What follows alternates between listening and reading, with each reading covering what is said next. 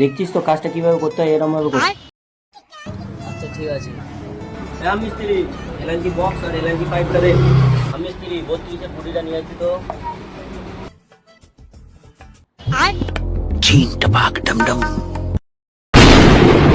আরে 32-এর গুটি। ও আচ্ছা আচ্ছা ঠিক আছে। এতবার বলে বলেও কাজটা ঠিক মতো শেখাতেই পারলাম না। কি আছে, হাম মিস্ত্রি থেকে যাবে।